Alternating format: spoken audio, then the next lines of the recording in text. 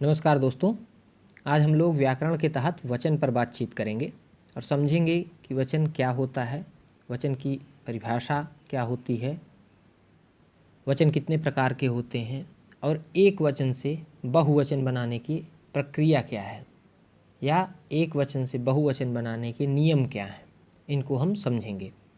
तो सबसे पहले वचन नीचे लिखा गया है इंग्लिश में नंबर्स, अर्थात जो आप लोग इंग्लिश में भी numbers, singular number, plural numbers, इस तरीके के नंबर्स पढ़ते हैं, तो उसी तरीके से हिंदी में उसको वचन बोलते हैं। वचन का अर्थ है कि कोई भी संज्ञा, सर्वनाम एक है या एक से अधिक है, एक है अथवा एक से अधिक है, इन संख्याओं को बताने वाला वचन होता है। अर्थात वचन संख्या को डिनोट करता है, संख्या को बताता है कि एक है अथवा एक से अधिक है, जिसको एक या बहु, एक से अधिक होगा तो बहु। तो आते हैं हम लोग वचन की परिभाषा में। वचन की परिभाषा में देख लेंगे कि वचन की परिभाषा क्या कहती है। तो सबसे पहले आएंगे हम लोग, कुछ शब्द वाक्य दिए गए हैं, इन वाक्यों को देखेंगे। लड़का खेलता है, लड़के खेलते हैं। पेड़ को वहाँ लगा दो, पेड़ों को वहाँ लगा दो। घोड़ा दौड़ता है, घोड़े दौड़ते हैं। मेरे भाई को बुलाओ, मेरे भाइयों को बुलाओ। वह खेल रहा है, वे दोनों खेल रहे हैं। तो हमने देखा कि सबसे पहले वाले में क्या है, लड़का खेलता है। दूसरे वाले में लिख रहा है कि लड़के खेलते हैं। अभी लड़का और लड़के, यहाँ पर आप परिवर्तन देखेंगे दो जगह पर। पहला, लड़का की जगह पर लड़के हो जा रहा है, खेलता की जगह पर खेलते हो जा रहा है, 3 जगहों पर हो रहा परिवर्तन। और तीसरा, है की जगह पर हैं हो जा रहा है। यहाँ पे बिंदु अनुस्वार का चिन्ह लगा हुआ है, कल आपको अनुस्वार पर पढ़ाया गया था। तो लड़का की जगह लड़के, अर्थात एक लड़का, लड़का जब एक था तो लड़का लिखा गया, एक से अधिक हो गया तो वो लड़के हो गया। यहाँ पर आपका लड़के हो गया। फिर आप देख रहे हैं कि यहाँ पर था खेलता, तो चूंकि वह एक था तो क्रिया भी एक रूप में लिखी गई थी, खेलता। लेकिन क्रिया में परिवर्तन हो जा रहा है, किसके अनुसार, संज्ञा के अनुसार। संज्ञा में लड़का था, फिर लड़के हुआ, एक से अधिक हुआ तो क्रिया भी परिवर्तित हो गई। अब क्रिया परिवर्तित हुई तो आप देख रहे हैं कि सहायक क्रिया में भी परिवर्तन आ जा रहा है। यहाँ सहायक क्रिया है थी और यहाँ सहायक क्रिया है ना। इसी तरीके से जितने भी अन्य दिए गए हैं उदाहरण, उनमें भी यही है। घोड़ा दौड़ता है तो घोड़े दौड़ते हैं। पेड़ को वहाँ लगा दो, पेड़ों को वहाँ लगा दो, है ना। इस तरीके से सब में परिवर्तन होता है। आइए हम लोग इसकी परिभाषा पर आते हैं।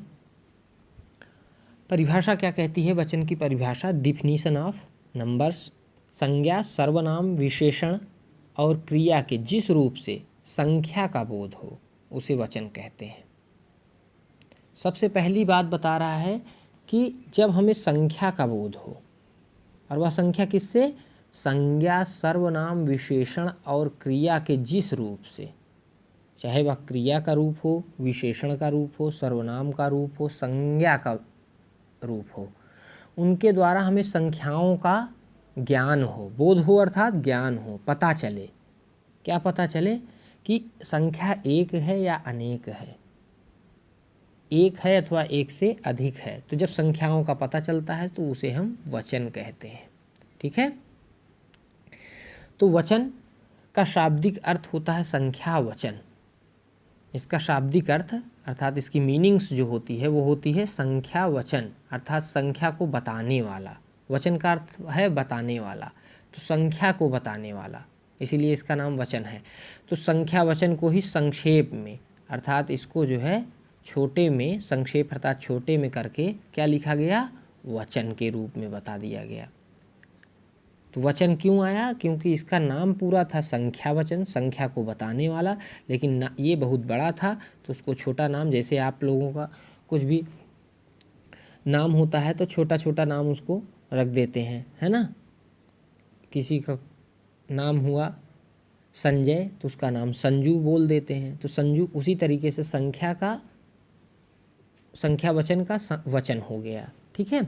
तो इस तरीके से हम देखेंगे, जैसे बच्चा, बच्चे, नदी से नदियाँ आदि, है ना।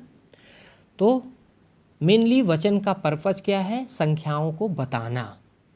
वचन क्या है? संख्या है, और संख्या को बताना ही उसका पर्पज है, उसका कर्म है, उसका धर्म है। अब क्या है कि वह संख्या एक है या एक से अधिक है, किस संख्या की बात कर रहा है? संज्ञा, सर्वनाम, विशेषण अथवा क्रिया की संख्या एक है अथवा अनेक है। खेलने की क्रिया हो रही है तो वह एक क्रिया हो रही है कि अनेक क्रियाएं हो रही हैं। संज्ञा है तो एक संज्ञा है या अनेक संज्ञाएं हैं। सर्वनाम एक है या अनेक है। विशेषण एक है या अनेक है, कि काला है कि काले हैं। तो इस तरीके से अलग अलग रूपों में जब हम संख्याओं को निर्धारित करते हैं तो वही वचन कहलाता है। आइए अब हम लोग परिभाषा, लगभग आपको समझ में आ गया होगा कि वचन संख्याओं को डिनोट करता है, संख्याओं को बताता है। किन की संख्याओं को? संज्ञा, सर्वनाम, विशेषण और क्रिया की संख्याओं को बताता है। आते हैं हम लोग, आगे बढ़ते हैं और देखेंगे कि वचन के प्रकार, टाइप्स ऑफ नंबर्स। नंबर्स कितने प्रकार के होते हैं, वचन कितने प्रकार के होते हैं। तो यहाँ पर लिखा हुआ है कि वचन 2 प्रकार के होते हैं। वचन यहाँ पर बताया गया है कि 2 प्रकार के वचन हैं, है ना। ये 2 प्रकार के, पहला एक वचन अर्थात सिंगुलर नंबर। इंग्लिश में भी आप पढ़े ही होंगे कि सिंगुलर नंबर, और दूसरा प्लूरल नंबर, यानी हिंदी में उसे कहते हैं बहुवचन। तो हिंदी और इंग्लिश दोनों के व्याकरण को आप मर्ज कीजिएगा, जोड़िएगा आपस में, और जोड़ करके पढ़ेंगे तो आपको बहुत अच्छे से समझ में आएगा। क्योंकि हिंदी और इंग्लिश का व्याकरण लगभग समान है, दोनों में भिन्नताएं बहुत कम है। संस्कृत के व्याकरण में थोड़ा भिन्नताएं मिलेंगी, अलगाव मिलेगा, लेकिन हिंदी और इंग्लिश के इसमें बहुत ज़्यादा भिन्नता नहीं है। तो दोनों को मर्ज करके दोनों को एक साथ पढ़िएगा आप लोग। तो यहाँ पर एक वचन अर्थात सिंगुलर नंबर, बहुवचन अर्थात प्लूरल नंबर। तो आपसे जब भी पूछा जाए कि वचन कितने प्रकार के, तो आप बताएंगे 2 प्रकार के, एक वचन और बहुवचन। अब यहाँ पर बहु, आप देख रहे हैं कि ये जो बहु है, बहुवचन, बहु का अर्थ होता है बहुत। बहु का अर्थ होता है बहुत, मतलब एक से अधिक, बहुत या एक से अधिक, एक से अधिक बहु का अर्थ होता है। तो इसीलिए ये यहाँ पर एक था, यहाँ पर बहु है कि एक से अधिक हो गया है, ठीक है। बहु मत पढ़िएगा, बहु का अर्थ हो जाएगा कि बेटे की पत्नी, है ना। तो बहु नहीं, बहु। तो आगे आते हैं हम लोग, देखेंगे एक वचन। सबसे पहले हम सिंगुलर नंबर की बात करेंगे। सिंगुलर नंबर सिंगुलर नंबर्स को देखेंगे, एक वचन को, और उसकी परिभाषा में क्या, सबसे पहले जब इसमें लिखा ही गया है कि एक, तो एक का अर्थ ही होता है कि वह एक ही होगा, संख्या क्या होगी, एक होगी। तो आइए परिभाषा में देखिए, शब्दों के जिस रूप से एक वस्तु, किसकी, एक वस्तु, एक वस्तु का बोध होता है, उसे एक वचन कहते हैं। शब्दों के जिस रूप से, जो भी शब्द आपको दिखाई दे रहे हैं, वह शब्द से ये पता चल रहा है कि एक है ना। तो क्या कहेंगे, उसे एक वचन कहेंगे कि वहाँ कलम गिरी है, तो कलम वहाँ पर अब बता रही है वह कलम कि वह एक है। और जब आप कहेंगे कि वहाँ कलमें गिरी हुई हैं, तो वह क्या हो जाएगा, एक से अधिक हो जाएगा। तो शब्दों के जिस रूप से एक वस्तु का बोध हो, घर दिख रहा है, तो घर अर्थात एक घर दिख रहा है, घरें दिख रहे हैं, घरों में लोग दिखाई दे रहे हैं, तो वहाँ पर घरों अर्थात एक घर से अधिक घर दिखाई दे रहा है। तो यहाँ पर शब्द के जिस रूप से एक वस्तु का बोध होता है उसे एक वचन कहते हैं। जैसे स्त्री, घोड़ा, नदी, रुपया, लड़का, गाय, सिपाही, बच्चा, कपड़ा, माता, माला, पुस्तक, टोपी, बंदर, मोर आदि सबसे एक ही रूप दिखाई दे रहा है, तो इसे एक वचन कहते हैं। बहुवचन, बहुवचन में हम देखते हैं दूसरे नंबर पे प्लूरल नंबर्स। तो इंग्लिश में भी प्लूरल्स आप लोग पढ़े ही हुए हैं कि एक से अधिक जब संख्याएं होती हैं तो उनको प्लूरल्स बोलते हैं, सिंगुलर नहीं बोलते हैं। तो उसी तरीके से बहुवचन शब्द के जिस रूप से एक से अधिक यहाँ आ गया, पहले एक था अब एक से अधिक व्यक्ति या वस्तु होने का ज्ञान हो उसे बहुवचन कहते हैं। तो जब एक से अधिक हो जाएगा व्यक्ति या वस्तु तो वहाँ पर बहुवचन हो जाएगा, है ना। बिल्लियाँ दूध पी रही हैं, तो बिल्लियाँ अर्थात यहाँ पर बिल्ली एक ना होकर के कितनी है, एक से अधिक है। तो कुत्ते दौड़ते हैं, तो कुत्ते अर्थात एक से अधिक कुत्ता है जो कि दौड़ रहा है। आइए देख लीजिए, स्त्रियां, घोड़े, नदियां, रुपए, लड़के, गायें, कपड़े, टोपियां, मालाएं, माताएं, पुस्तकें, वधुएं, गुरुजन, रोटी, लताएं, बेटे आदि। ठीक है। अब इसमें कुछ विशेष दिया गया है। क्या विशेष में दिया गया है? आदरणीय व्यक्तियों के लिए सदैव बहुवचन का प्रयोग किया जाता है, जैसे पापा जी कल मुंबई जाएंगे। अब आदरणीय व्यक्ति अर्थात रिस्पेक्टेड लोग जो हैं, जो हमसे बड़े हैं, जो हमसे सम्मानित, जिनको हम सम्मानित तरीके से मानते हैं, जो सम्मानित हैं, उनके लिए हम हमेशा किस वचन का प्रयोग करेंगे? बहुवचन का। यहाँ पर आप ये नहीं कहेंगे कि पापा जी कल मुंबई जाएगा, पापा जी मुंबई जाएगा नहीं, जाएंगे, बहुवचन का प्रयोग करेंगे। मम्मी कल आएंगी, आएगा नहीं, आएंगी। मम्मी वहाँ जाएंगी, इस तरीके से।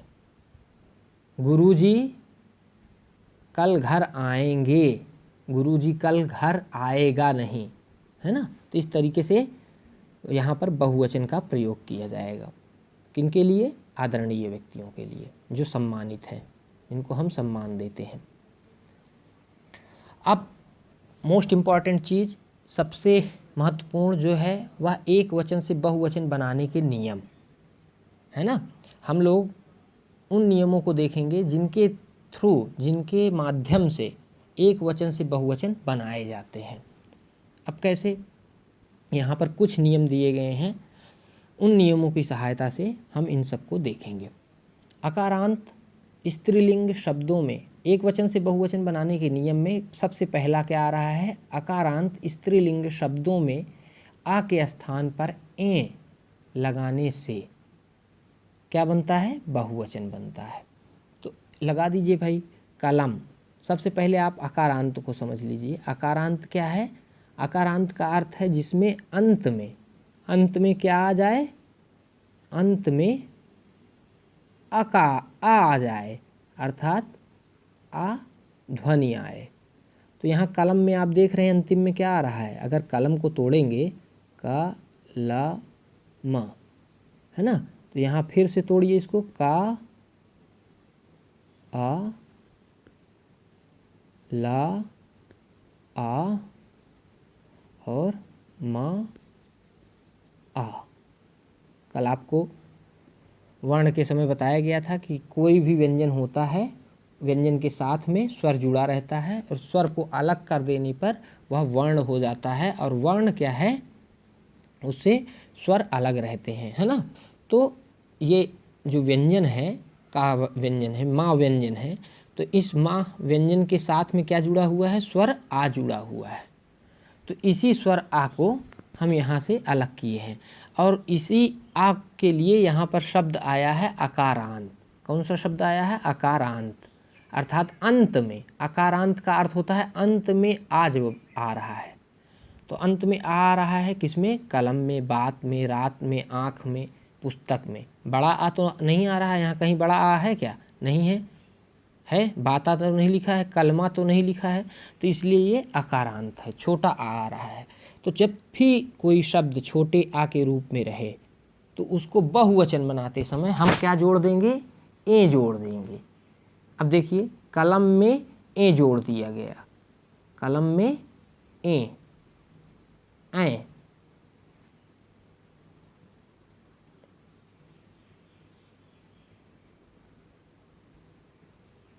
तो यहाँ पर कल में है ना, कल में ये ऐ है, ऐ नहीं जोड़ा जाएगा, ए जोड़ा जाएगा, तो कल में, कल में हो जाएगा है ना। तो ए लिखा जाएगा यहाँ पे, तो कल में। तो इस तरीके से कलम से कल में, कलम से कल में ए जोड़ दिया गया, तो कल में हो गया। और बात से बातें, ए जोड़ दीजिए, बातें। रात से रातें, आँख से आँखें, पुस्तक से पुस्तकें। इस तरीके से हम देख सकते हैं कि जब भी अकारांत वाले स्त्रीलिंग शब्द आएँ, पुल्लिंग आएंगे तो नहीं, स्त्रीलिंग, यहाँ पर लिख रहा है स्त्रीलिंग शब्द आएंगे, है ना। तो स्त्रीलिंग जब शब्द आएंगे तो उन शब्दों में क्या करेंगे, हम ए जोड़ देंगे। ए जोड़ते ही क्या बन जाएगा, वो बहुवचन बन जाएगा, पुस्तक से पुस्तकें। ठीक है, आगे आते हैं। ये अकारांत की बात हुई। अकारांत के बाद हम देखते हैं आकारांत। अभी आपने अकारांत समझा था, अब आकारांत को देख लीजिए।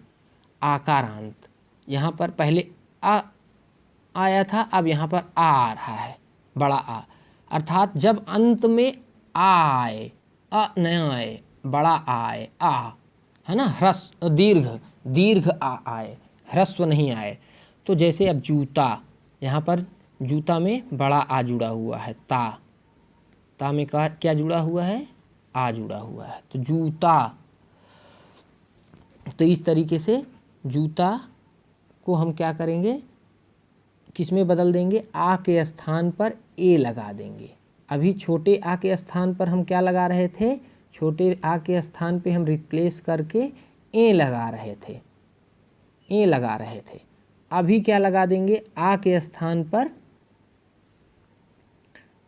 स्थान पर केवल ए लगा देंगे। तो जूता से जूते, तारा से तारे, लड़का से लड़के, है ना। उसके बाद घोड़ा से घोड़े, बेटा से बेटे, कपड़ा से कपड़े।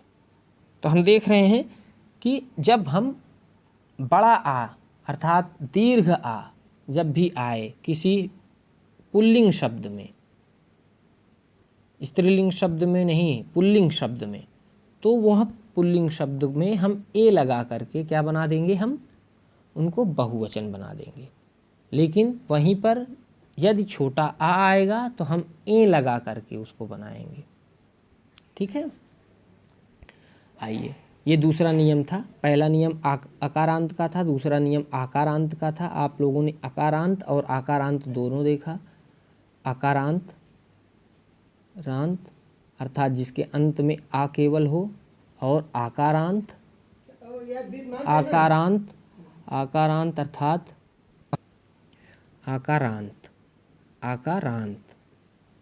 आकारांत यहाँ पर आप देख रहे हैं कि इसमें बड़ा आ आएगा अर्थात दीर्घ आ। तो जब दीर्घ आ आए तो उसमें ए लगाना है, और जब छोटा आ आए अर्थात ह्रस्व आए तो उसमें ए लगा देना है। तो इस तरीके से हम ये दो नियम देख लिए हैं। आगे बढ़ते हैं तीसरे नियम की ओर। जिन स्त्रीलिंग संज्ञाओं के अंत में या आता है उनमें या के ऊपर चंद्र बिंदु लगाने से बहुवचन बनता है। जिन स्त्रीलिंग संज्ञाओं के अंत में, क्या बता रहे हैं, जिन स्त्रीलिंग संज्ञाओं के अंत में, जब स्त्रीलिंग संज्ञा आए और उसके अंत में क्या हम लगाएंगे, अंत में या आता है तो उसमें या के ऊपर चंद्र बिंदु लगा देते हैं। चंद्र बिंदु अर्थात इस सिंबल को बना देते हैं, इस चिन्ह को लगा देते हैं या के ऊपर। अब देखिए यहाँ पे क्या जो बताया है नियम उसके अनुसार ही चलेंगे। बिंदिया, बिंदिया एक वचन। अब बिंदिया को किस में बदलना है, बहुवचन में, तो हम या के ऊपर क्या बना लगा दिए, चंद्रबिंदु। या के ऊपर चंद्रबिंदु लग गया, बिंदिया हो गया। चिड़िया, चिड़िया के चिड़िया हो गया, चिड़िया था अभी ये चिड़िया हो गया। फिर डिबिया से डिबिया हो गया, गुड़िया से क्या हो गया, गुड़िया, है ना, तो गुड़िया से गुड़िया हो गया। चूहिया से चूहिया हो गया। तो ये बहुत इजी या सरल है, क्योंकि या के ऊपर हम या केवल चंद्रबिंदु रखने से ही क्या बन जाएगा, वो उसमें बहुवचन बन जाएगा। ठीक है, आगे आते हैं हम लोग।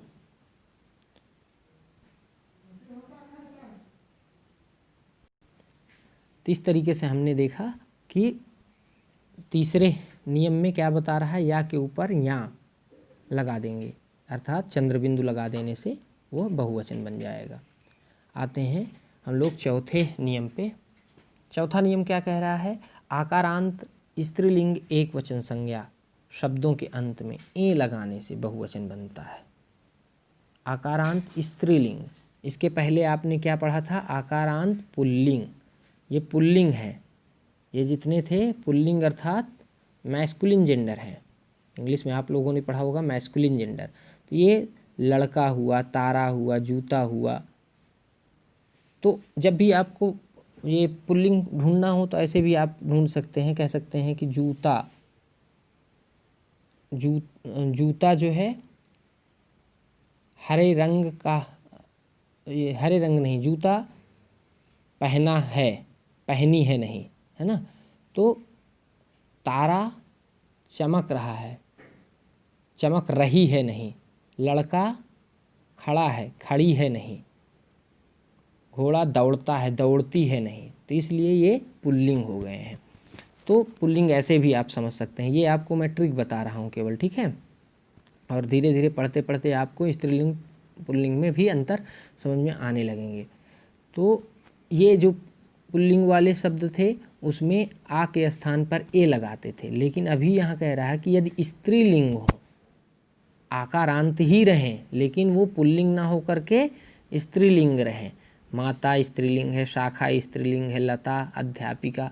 तो अब इसमें क्या करेंगे, जैसे अभी ए लगाते थे अब यहाँ पर ए लगा देंगे। तो लता से लताएं, अध्यापिका से अध्यापिकाएं, कन्या से कन्याएं, माता से माताएं, शाखाएं, कथाएं, है ना। तो इस तरीके से आप ए लगा करके स्त्रीलिंग वाले जिसमें आकारांत आए ऐसे शब्द को में ए लगा करके बहुवचन बना सकते हैं। ठीक, आगे बढ़ते हैं और आगे पांचवें नियम की ओर देखते हैं। इकारांत और ईकारांत, इकारांत और ईकारांत स्त्रीलिंग शब्दों के अंत में या लगाते हैं तथा ई को ई में बदल देते हैं। अब आपके पास थोड़ा सा नया शब्द आया है, अभी तक अकारांत आकारांत पढ़ रहे थे, अब इकारांत और ईकारांत पढ़ेंगे। इकारांत, इकारांत और ईकारांत।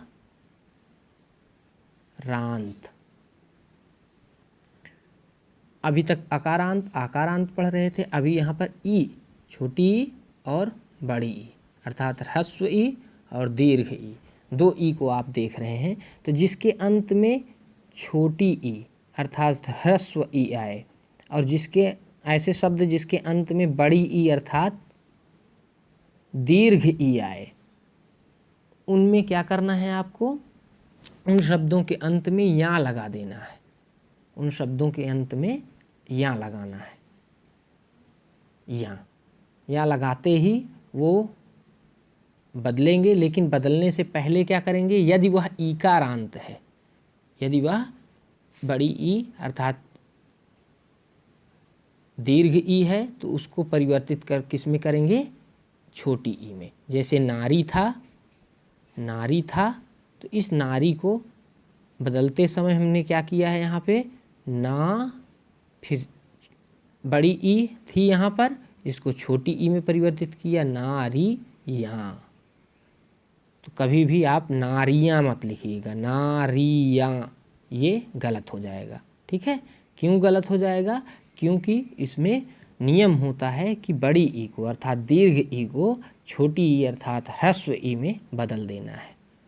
ये देखिए, ई को ई में बदल देते हैं। तो नारी, नारी, बड़ी ई को किस में बदला गया? छोटी ई में, और यहाँ जोड़ दिया गया। यहाँ जोड़ते ही वो क्या हो गया? बहुवचन हो गया। तो थाली से थालियाँ, इसमें भी देखिए ह्रस्व ई और यहाँ जुड़ा हुआ है। लड़की से लड़कियाँ, नदी से नदियाँ, परी से परियाँ, तिथि से तिथियाँ, जाति से जातियाँ। इन सब को आप सब देख सकते हैं और समझ सकते हैं कि सब में वही है। अब इसमें देख सकते हैं कि आप पहले से ही छोटी ई यानी ह्रस्व ई है तो इसमें परिवर्तित नहीं किया गया है, उसी को उतार लिया गया है और यहाँ जोड़ दिया गया है, यहाँ जोड़ दिया गया है। ठीक है,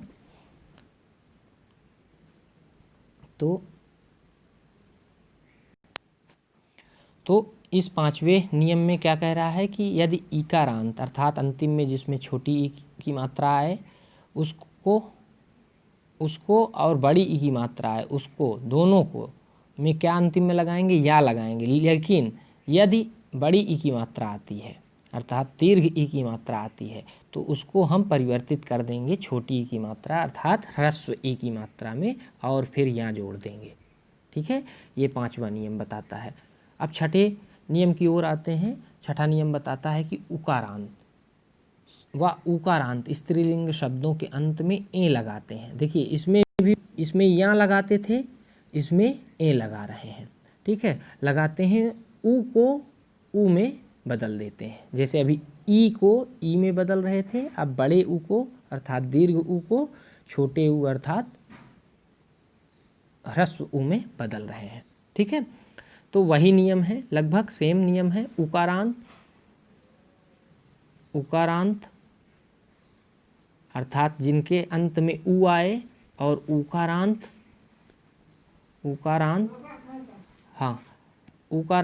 अर्थात जिनके बड़ा ऊ आए। ठीक है, तो छोटा ऊ अर्थात ह्रस्व ऊ और बड़ा ऊ अर्थात दीर्घ ऊ, तो उकारांत हो गया। तो उकारांत पहले में आप देख रहे हैं कि वस्तु, यहाँ पर ह्रस्व ऊ आया तो इसको नहीं परिवर्तित किया गया, सीधा सीधा वस्तु लिखा गया और ए जोड़ दिया गया, वस्तुएं। फिर देख रहे हैं कि गौ आया तो गौवें, है ना, गौवें।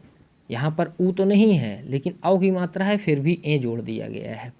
तो इसको ऐसे ओ में भी आप नियम बना सकते हैं। तो ये नियम के इस वाले नियम में तो ये नहीं आ रहा है, लेकिन ऐसे ओ वाले में भी आपका ये नियम चलेगा।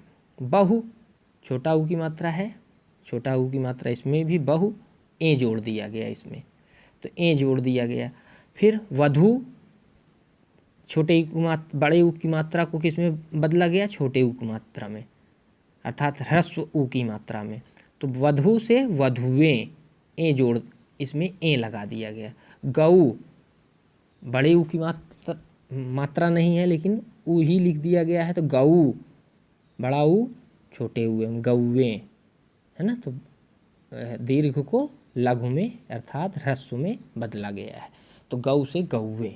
ठीक है, तो इस तरीके से हमारे पास 6 नियम हैं। इन 6 नियमों और भी नियम हैं लेकिन ये मुख्य नियम 6 हैं जिनके माध्यम से हम एक वचन से बहुवचन में बदलते हैं। सबसे पहले हम देखेंगे एक बार फिर से रिवीजन करके कि वचन संख्या को कहते हैं। किसी भी वस्तु व्यक्ति की जो संख्या है उसको हम वचन कहते हैं। वचन 2 प्रकार के होते हैं, एक वचन और बहुवचन। एक वचन जब किसी एक वस्तु या व्यक्ति का बोध होता है या ज्ञान होता है तो एक वचन कहलाता है। एक से अधिक व्यक्ति या वस्तु है तो हम बहुवचन उसको कहते हैं। एक वचन से बहुवचन बनाने के नियम में सबसे पहले अकारांत शब्द जो आएंगे उनके साथ ए जोड़ दिया जाएगा, है ना। तो ए जोड़ते ही क्या हो जाएंगे? वे बहुवचन में परिवर्तित हो जाएंगे। आकारांत आता है और पुल्लिंग आता है तो ए जोड़ेंगे। यदि वही आकारांत स्त्रीलिंग आता है, आकारांत स्त्रीलिंग आता है तो ए जोड़ेंगे, ए की जगह पर ए जोड़ेंगे। और फिर जहाँ पर या आता है, किसी भी संज्ञा में या आता है तो उस या को हम या में बदल देंगे, अर्थात चंद्र बिंदु लगा के बहुवचन बना सकते हैं। चिड़िया से चिड़िया।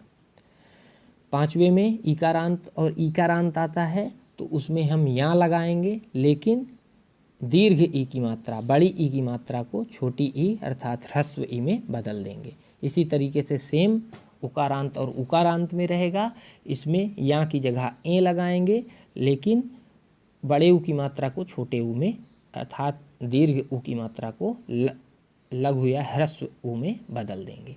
ठीक है, तो इस तरीके से आप अभ्यास करेंगे, छोटा छोटा अभ्यास करेंगे तो आपको एक वचन से बहुवचन बनाने में सरलता होने लगेगी।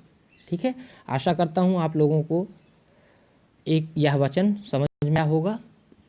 जो भी नहीं समझ में आता है आप व्हाट्सएप के माध्यम से पूछ सकते हैं, परंतु इसका अभ्यास ज़रूर करिएगा। अभ्यास करने से ही सब कुछ प्राप्त होता है। ठीक है, आज के लिए इतना ही। धन्यवाद।